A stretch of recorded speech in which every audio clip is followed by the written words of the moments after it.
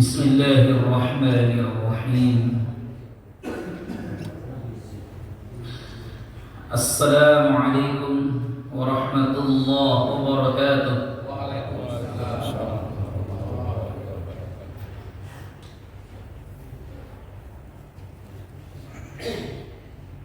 إن الحمد لله نحمده ونستعينه ونستغفره ونعوذ بالله من شرور أنفسنا وسيئات أعمالنا. من يهده الله فلا مضل له ومن يضلله فلا هادي له. نشهد أن لا إله إلا الله وحده لا شريك له ونشهد أن محمدا عبده ورسوله لا نبي ولا رسول بعده. يقول الله تبارك وتعالى في القرآن الكريم: يا أيها الذين آمنوا اتقوا الله حق تقاته ولا تموتن إلا وأنتم مسلمون. اللهم صل وسلم وبارك وكرم على حبيبنا ونبينا وشفيعنا وسيدنا ومولانا محمد وعلى آله وأصحابه ومن تبعهم بإحسان إلى يوم الدين. أما بعد، kaum muslimin dan muslimat, a'azzakumullah wa iyaya. Alhamdulillahi rabbil alamin. Segala puji dan syukur hanyalah milik Allah Rabb semesta alam. Salawat beriring salam kita curah limpahkan pada Rasulullah sallallahu alaihi wasallam, pada keluarga beliau dan orang-orang yang senantiasa mengikuti beliau dengan ihsan hingga akhir zaman.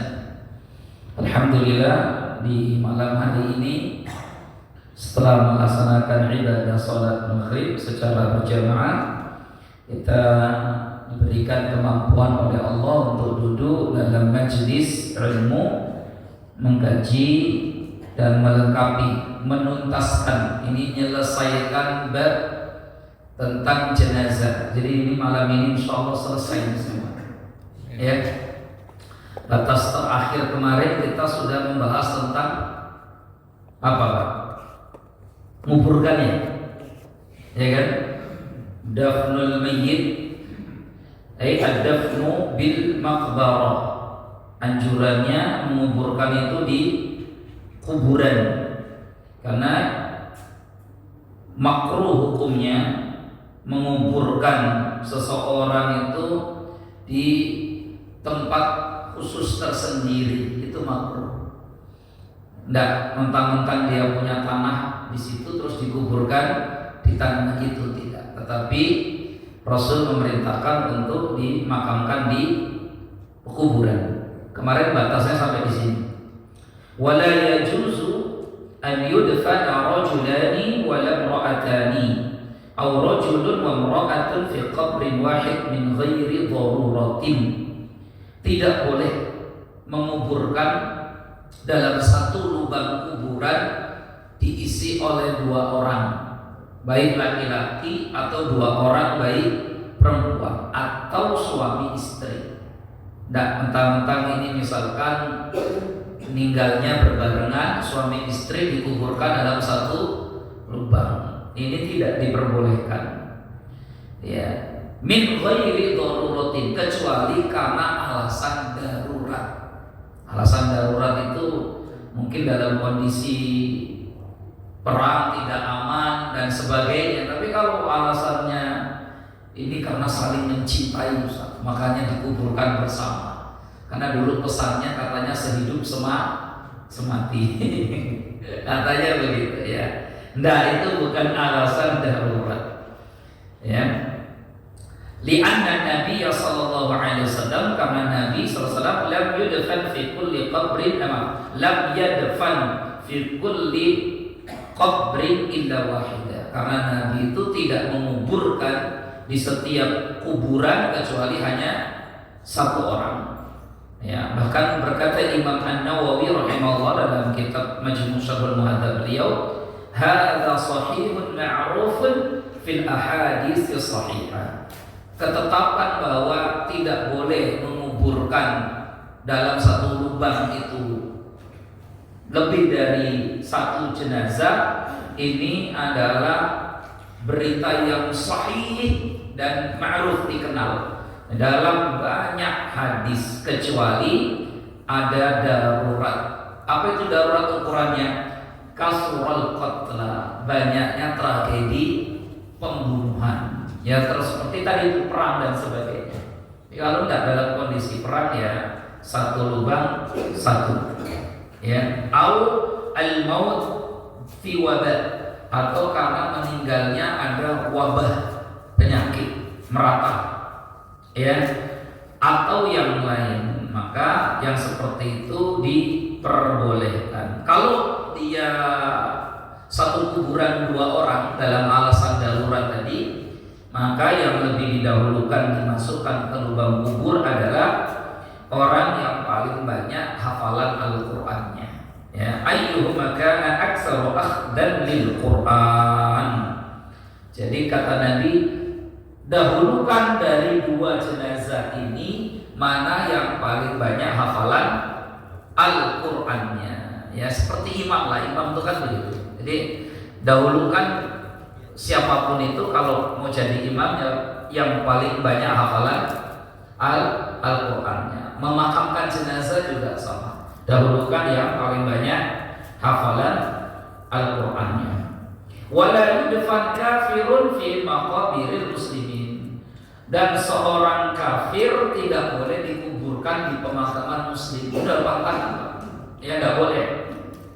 Kama la yudfanu muslimun fi maqbaratil kuffar. Begitu pula sebaliknya, kuburan orang Islam itu tidak boleh dicampur dengan kuburan orang kafir.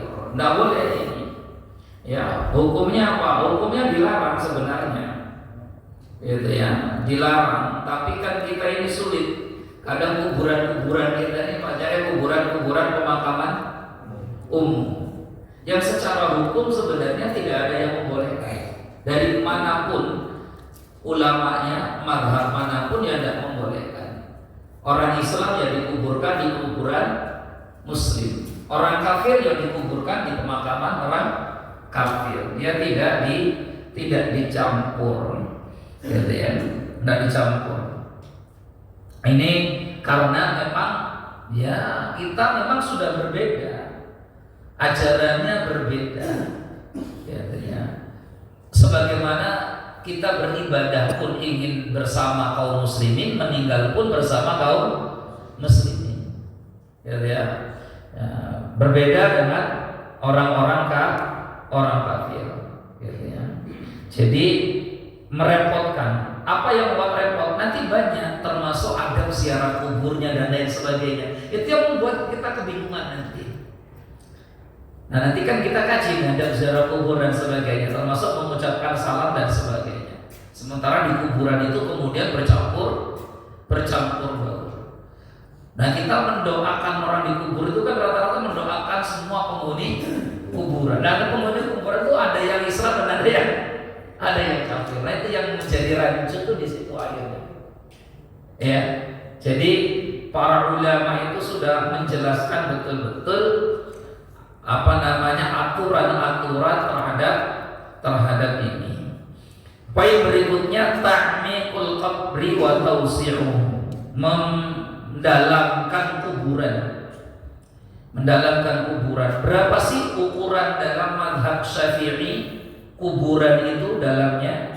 Kalau kita buka kitab-kitab mazhab Syafi'i seperti Fathul Qarib misalkan, atau kemudian Matan Abi Syuja' ya misalkan, atau kitab ini Mu'tamad fi Fiqh Syafi'i, kita akan temukan bahwa dalam mazhab Syafi'i itu qadaru dzalika bi arba'ati adhru'in wa nisfin. Dalamnya kuburan itu menurut ukuran mazhab Syafi'i adalah 4,5 hasta. 4,5 hasta. 1 hasta itu berapa senti kan? Ini satu hasta. Ini satu hasta. Ini berapa senti? Hah? Ya nggak sampai 50 ini. Ya, ini sekitar ya 40-an lah ya, 40-an. Tergantung sih tangannya siapa gitu. Ini kan hasta. Kan ada perguruan hasta pamungkas. Ya, ada juga hasta celamitan. Dikit-dikit minta, dikit-dikit minta. Namanya hasta celamit. Ini hasta pamungkas. Ini namanya hasta. Ya, dalam bahasa hadis disebut dengan dhira. Ini dhira.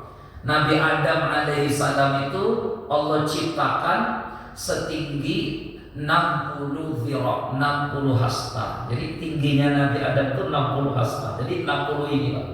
Ini digabung jadi 60, itu tingginya Nabi Adam alaihissalam. Jadi kira-kira berapa nih? Kalau 40 kali 60 berarti 24 meter.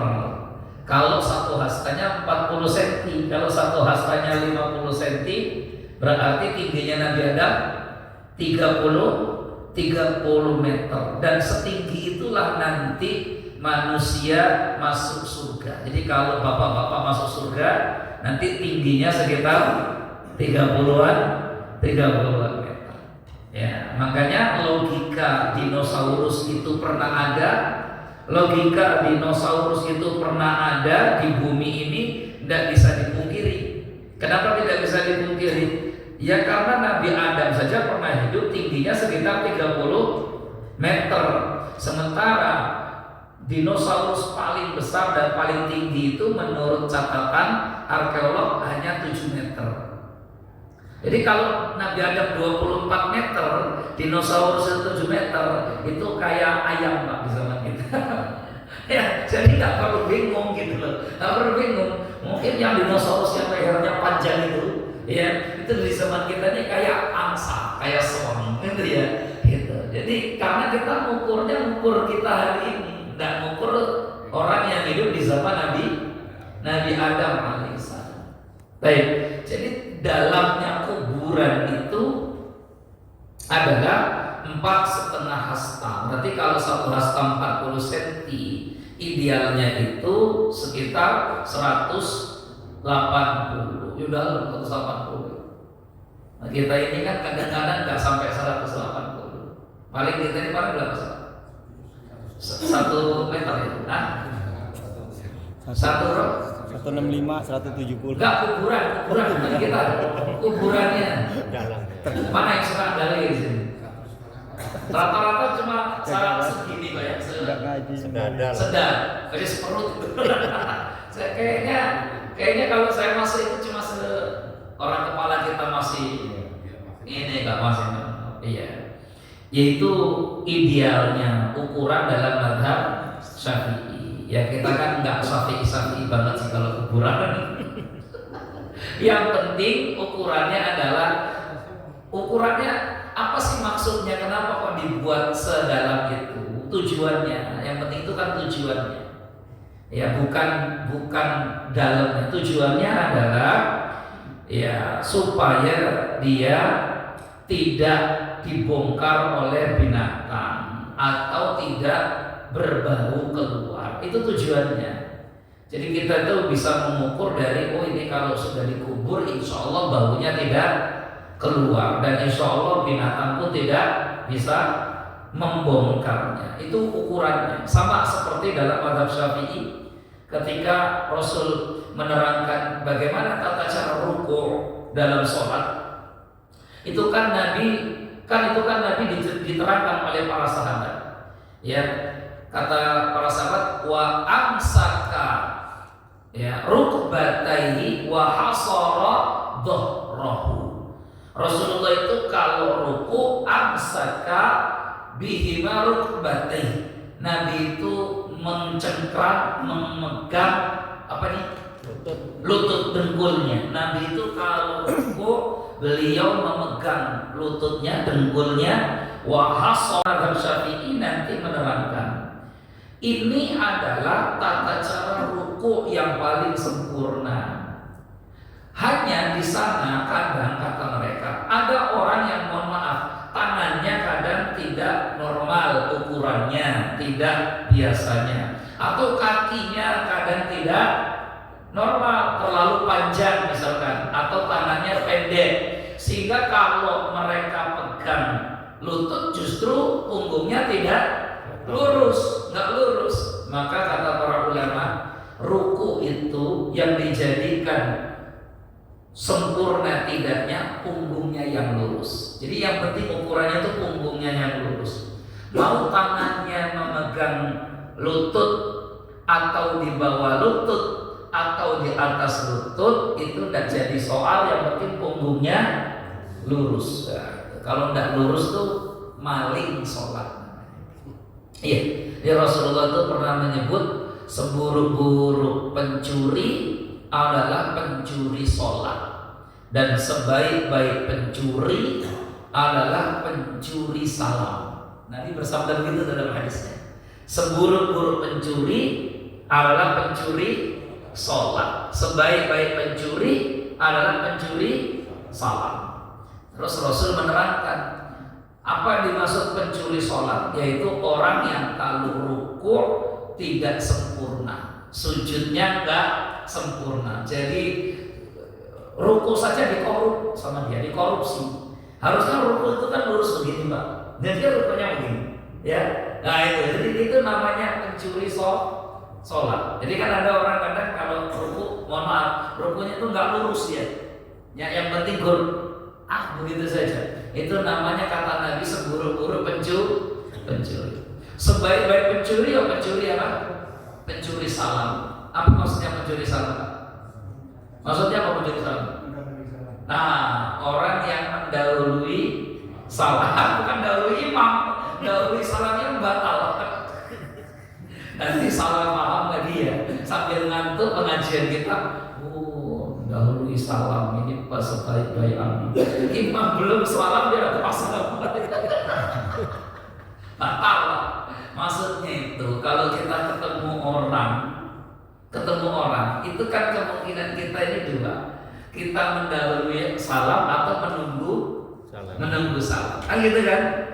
Kalau saya ketemu sama bapak, ya saya apa yang saya lakukan? Saya senyum dulu, kemudian saya assalamualaikum warahmatullah. Sebelum orang memulai, saya curi start dulu. Maka itulah pencuri terbaik. Pencuri apa?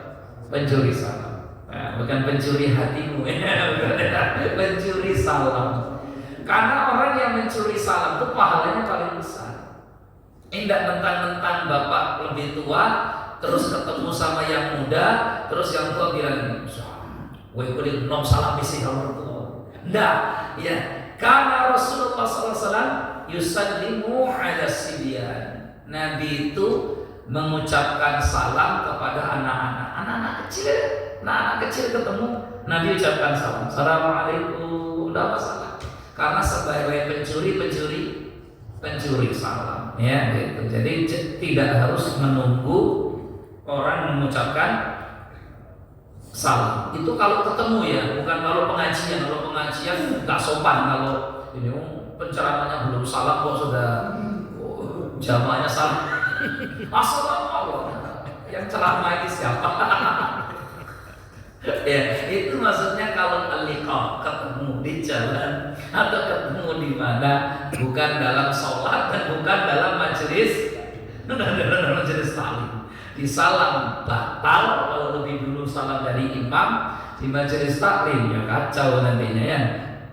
Baik, wallahu a'lam bishawab. Jadi ukurannya itu sebenarnya sekitar ya tadi 1,8 meter idealnya. Tapi ya kalau di tempat kita yang penting intinya tidak keluar bau dari kuburan itu. Ya, tidak keluar bau dari kuburan itu. Baik, wallahu a'lam bishawab. Kita selesaikan dengan meninggikan kuburan. Tutup dengan meninggikan kuburan. Raf'ul qabri wa tasqihuhu. Gimana sih aturan dalam Islam itu terkait meninggikan kuburan? Inna turaba alladhi yukhraju minal qabri yudha'u fawqahu. Ya, ini semua di mazhab Syafi'i bunyinya nanti hukumnya sama seperti ini. Inna turaba, sesungguhnya tanah, alladzi yukhraju minal qabri, yang telah digali dari tanah kuburan itu.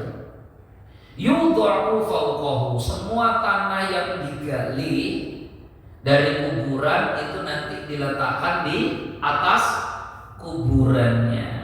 Wala yuzadu alaih, dan tidak perlu ditambah lagi dengan tanah yang lain. Paham ya Pak ya? Kan kalau kita mau menggali kuburan kan kita gali tanahnya itu. Tanah yang sudah digali itulah nanti yang digunakan untuk menguburkan si mayit. La yuzadu alaih, tidak perlu ditambah. Tidak perlu ditambah. Ya, li'alla yartafi'al qabru irtifa'an katsira, agar kuburan itu tidak tinggi. Fa in zadu fala ba'sa, jadi enggak boleh ditinggikan tinggi itu kuburan enggak. Ya, bahkan dalam mazhab Syafi'i itu sunnah hukumnya yundabu raf'ul qabri shibran takriban. Sunnah hukumnya meninggikan kuburan itu cukup 1 jengkal saja. Itu enggak hanya di mazhab Syafi'i, di mazhab Hambali juga sama begitu. Ya, hampir sepakat ulama 4 mazhab kuburan itu ya begitu, karena ini langsung dari Nabi. Jadi Rasulullah itu membolehkan kalau kuburan mau ditinggikan, tinggikanlah 1 jengkal, tangannya gundukan begitu. Hanya nanti di mazhab Syafi'i diberikan toleransi. Lebih dari 1 jengkal tidak apa-apa. Lebih dari 1 jengkal tidak apa-apa dalam mazhab Syafi'i. Syaratnya apa? Kelebihan dari 1 jengkal itu adalah tanah yang sudah digali dan tanah yang sudah diambil dari kuburan itu. Bukan dia cari lagi di mana untuk nambah tinggi. Ya. Jadi dalam Islam itu tidak dibolehkan meninggikan kuburan itu tidak dibolehkan. Pendapatnya cuma 2, antara makruh sama haram. Dalam mazhab itu meninggikan kuburan lebih misalnya tinggi segini gitu ya. Kuburan sampai tinggi-tinggi begini misalkan. Itu dalam mazhab cuma 2 kesimpulannya. Kalau tidak haram, sebagian berpendapat haram, sebagian berpendapat makruh. Di mazhab Syafi'i makruh tidak sampai haram, meninggikan lebih daripada itu. Maka di sini dikatakan yundabu, sunnah hukumnya raf'ul qabri shibran taqriban, meninggikan kuburan itu sejengkal. Tujuannya apa sih ditinggikan sejengkal itu? Liyu'rafa fayuzaru wa yuhtaram, supaya jadi tanda kalau tanah itu adalah kuburan, sehingga bisa diziarahi dan ya dijaga kehormatannya, karena kuburan pun harus dijaga kehormatannya. Ini fungsinya ditinggikan sejengkal itu cuma untuk apa? Sebagai tanda, oh kalau ini adalah kuburan. Ya, wala yang disuruh man yuridu an yukbar ghairuhu, ya gitu. Jadi aturannya sih sebenarnya enggak jangan dibongkar kalau ada yang mau dikuburkan lagi di lubang itu. Aturannya sih sebenarnya begitu. Ini kan kalau bicara idealnya tuh kuburan yang sudah dimakamkan ya jangan dibongkar idealnya. Tapi apakah ini haram? Tidak haram, sifatnya makruh. Kenapa? Karena terkait dengan kebutuhan tadi. Bisa jadi area kuburannya itu tidak nambah, tapi orang yang meninggalnya semakin banyak. Maka ketika tanah kuburannya tidak ada dan sementara yang meninggal tiap hari makin banyak, maka satu-satunya solusi adalah membongkar kuburan yang sudah pernah ya sudah pernah ada. Itu hukumnya. Maka sebenarnya idealnya ya tidak dibongkar, idealnya tidak dibongkar. Tapi kalau memang harus dibongkar karena keterbatasan lahan pekuburan, yaitu boleh dengan adab-adabnya. Dengan adab-adabnya. Tapi intinya kita ini tidak boleh meninggi-ninggikan kuburan. Jadi ini bukan berbicara keren dan gak keren, tidak Bapak Ibu. Ini bicara aturan agama. Aturan agama kita tuh dalam mazhab Syafi'i, di mazhab Hambali juga sama. Kuburan itu jangan tinggi. Bahkan nanti ada larangannya dari Nabi di kitab Riyadhus Shalihin itu. Tapi larangan dari Nabi itu difahami dua oleh para ulama. Sebagian memahami haram, sebagian memahami itu makruh. Makruh artinya dibenci. Ayyuj'al 'inda ra'sihi 'alamatun min hajarin aw ghairi. Di kepala kuburan itu hendaknya diberikan tanda, baik batu atau yang lainnya. Boleh batu, boleh yang lainnya. Ya, yang penting tanda. Kalau itu kepalanya si mayit, ya dikasih tanda. Itu aturannya seperti itu. Baik, kalau sekarang kita sudah pakai batu-batu, ya. Karena batunya juga lumayan mahal. Kalau batu-batu tanda itu terus kita 200-an ribu kalau nggak salah batu-batunya. Ya, batu pesen itu pakai nomor-nomor, angka-angka deh. Ya, biasanya itu tergantung peraturan di pemakamannya. Ya. Wa yukrahu, nah ini kata mazhab Syafi'i. Wa yukrahu, makruh hukumnya, artinya dibenci, tidak disukai. An yujassasal qabru, kuburan itu dikapur, dikejing. Ya, mengkejing kuburan itu hukumnya apa? Makruh. Jadi mazhab Syafi'i itu mengambil pendapat makruh mengkejing kuburan. Nanti ulama yang lain itu berpendapat haram. Jadi intinya mengkejing kuburan itu antara haram sama makruh. Ya biarpun hari ini banyak orang melakukannya, tapi ini perlu dijelaskan supaya kita paham. Kalau semua orang diam nanti nggak pada tahu umat ini. Kalau semua ustadz, semua dai diam, nggak jelaskan, sementara di semua kitab-kitab mazhab diterangkan hal ini, ya, maka nanti membiarkan sesuatu yang salah, nggak bisa. Apalagi dampaknya buruknya ada dampak buruknya. Apa dampak buruknya tadi? Mempersempit kuburan, mempersempit kuburan, Pak. Ya, apalagi kalau tanah kuburannya sudah tidak luas lagi.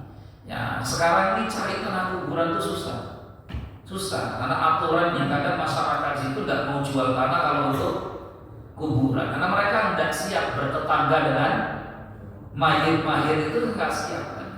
Akhirnya sekarang mau nyari kuburan itu jauh-jauh. Memang harus bawa ambulan mau ke kuburan. Apalagi jalannya juga kadang jelek ke area kuburannya. Ya, itu. Yang naik mual-mual, termasuk mayitnya juga mual-mual. Karena ke kuburannya jauh, jalannya jelek, lorak. Kalau dulu ya kita ini rame-rame Pak, bawa jenazah itu pakai keranda itu rame-rame karena kuburannya relatif bisa ditempuh jalan. Nah hari ini jauh-jauh. Itu menunjukkan karena cari area kuburan itu tidak gampang, tidak mudah. Ya. Jadi ini pelajarannya kenapa kok kemudian dihukumi. Hukum dalam agama itu pasti ada masalahnya. Rasulullah dulu melarang kita mengkejing, mengkapur kuburan, menyemen kuburan. Itu ya hikmahnya hari ini tuh ketahuan. Kalau dulu mungkin nggak ketahuan karena tanah kuburannya banyak dan sebagainya. Ya, tapi kekhawatiran Nabi itu dulu takut kalau kuburan itu diagung-agungkan dan sebagainya, itu kekhawatirannya Nabi. Ya, kalau hari ini dampak negatifnya apa yang tadi? Cepat habisnya lahan kuburan. Hanya nanti dalam mazhab Syafi'i dirinci. Di mazhab Syafi'i itu dirinci, Pak. Apa kamu telah dirinci. Perinciannya gimana? Dilihat tanah di mana dia dikuburkan. Kalau itu dikuburkan di tanah wakaf, maka tidak boleh, hukumnya haram, tidak boleh. Kalau dikuburkan di tanah wakaf, karena tanah wakaf itu tidak boleh dihaki. Tanah wakaf itu milik bersama, tidak bisa dihaki milik sendiri. Tapi kalau itu dikuburkan di tanahnya dia sendiri, silakan. Itu penjelasan para ulama itu begitu. Nah kita ini kalau mati kira-kira dikuburkan di tanahnya siapa? Tanah bersama. Tanahnya bapak atau tanahnya wakaf? Ya sudah, berarti bukan milik kita, itu sebenarnya bukan milik kita. Nggak tahu di mana juga. Ya, bukan milik.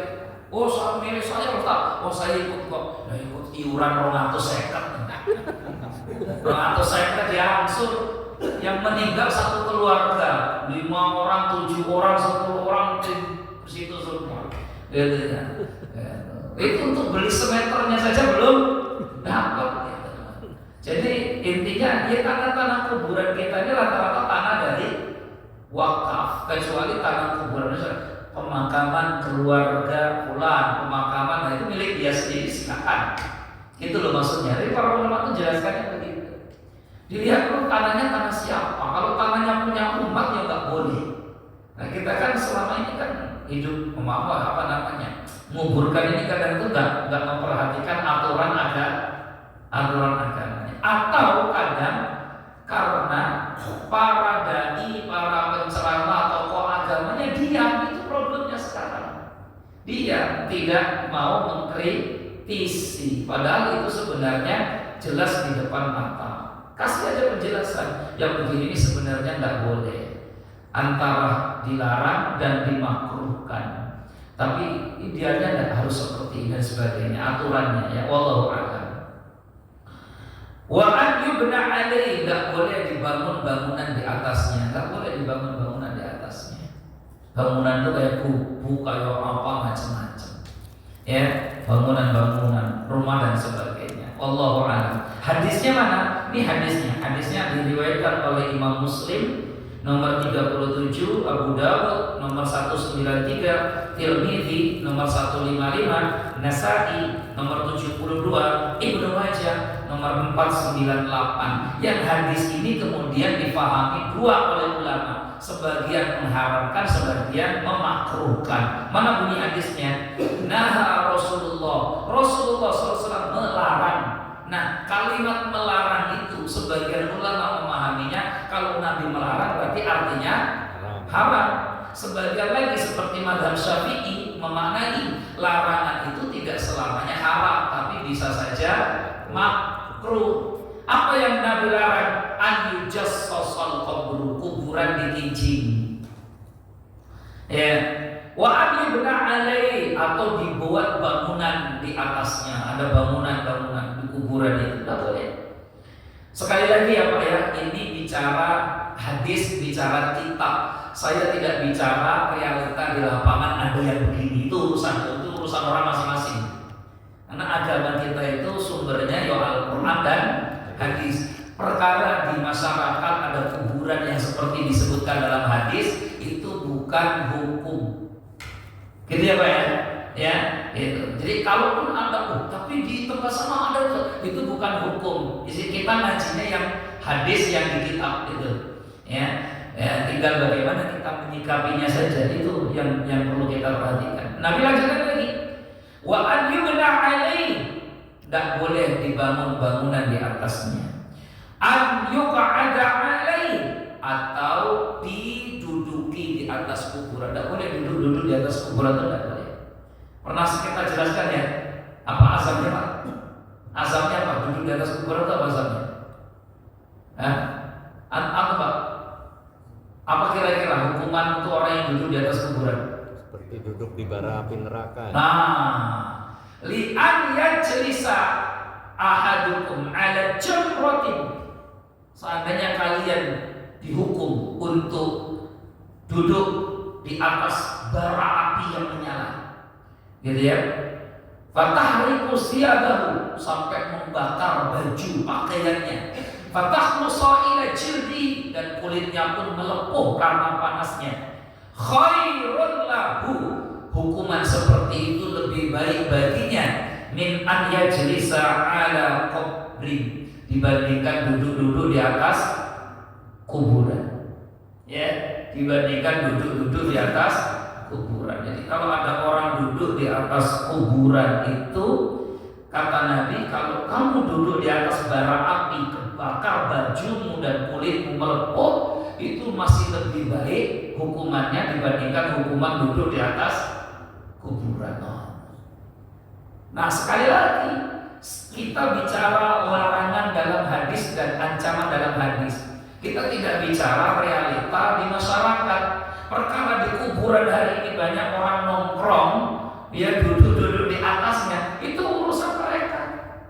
Yang sudah ngaji begini hendaknya memberitahu, karena banyak umat kita ini nggak tahu adabnya ketika ziarah kubur. Banyak ada. Bapak pernah nggak lihat ada orang duduk-duduk di atas kuburan? Saya. Atau jangan-jangan tidur di sini? Ya kan? Jangan-jangan kita juga pernah melakukan, tapi kan kita melakukannya karena belum. Astagfirullah, pokoknya alasannya belum tahu. Nah, setelah tahu ini kok masih dilanggar, karepe. Pokoknya udah tahu kok sekarang disiksa pakai duduk di bara api itu jauh lebih baik daripada duduk di atas kuburan. Itu hadisnya tuh jelas. Hadisnya jelas. Ya, itu. Biarpun sebagian ulama Syafi'iyah sebagaimana dijelaskan dalam kitab Misbahul Hulam Syarah Bulughul Maram itu memahami sebagian, tapi ini pendapatnya lemah, dilemahkan oleh Imam Ibnu Hajar. Guru saya Dr. Ahmad Ikhwani juga melemahkan pendapat ini, gitu ya. Tapi ini ada membawa makna tadi itu, larangan duduk-duduk di kuburan itu duduk kalau niat membuang kotoran. Ya, duduk kalau niat buang kotoran. Itu lemah pendapatnya. Kenapa? Karena orang bodoh banget kalau mau di kuburan, itu kan bodoh banget, Pak. Ya, loh kita saja di masyarakat jangan kan buang hajat, nunjuk kuburan saja kita itu takut-takut, Pak. Ya kan? Ini kan kita ini korban-korban doktrin orang tua kita dulu. Jangan nunjuk kuburan, nanti tangannya. Ini kan korban doktrin orang tua zaman dulu. Ya, jangan-jangan bapak-bapak masih ada tuh yang nakut-nakutin anaknya begitu. Ya, kan korbannya. Jadi kalau difahami bahwa yang dimaksud larangan duduk itu adalah buang hajat, maka makna ini lemah. Tidak bisa dibenarkan. Demikian ditolak oleh sebagian besar ulama mazhab Syafi'i. Ya, gitu. Jadi maknanya duduk-duduk, makanya nggak boleh. Kalau mau duduk ya duduk di sampingnya, duduk di sebelahnya atau duduk di mana. Tapi jangan duduk di kuburan, karena ada larangannya menduduki kuburan. Nah, itu masalahnya kan difasilitasi. Nah, itu salah satu salah satu madharatnya karena difasilitasi, makanya diduduki. Baik ya. Wallahu a'lam. Wa yuhramu dafnu, haram hukumnya menguburkan qabla sholati alaihi, sebelum jenazah itu disolatkan. Jadi jenazah tidak boleh dikuburkan sebelum disolatkan, tidak boleh, bahkan diharamkan ya. Fa in dafanuhu, seandainya orang sudah menguburkan jenazah itu qabla shalah, sebelum jenazahnya disolatkan, aw lam yahdurhu man talzimuhu sholatu, atau orang tidak datang padahal dia harusnya menyolatkan jenazah ini, wadufina, tapi tetap dikuburkan jenazahnya, ya, lam yajuz, atau lam yajuz nabshuhu lis-shalah, atau lam yujzi, liput mulutnya ya, lam yajuz atau lam yujzi, sama saja boleh. Artinya kalaupun ada orang yang harusnya nyolatkan tapi dia enggak ikut nyolatkan karena belum ada. Misalkan siapa contohnya? Ya keluarganya, anaknya, terus siapa lagi misalkan kerabat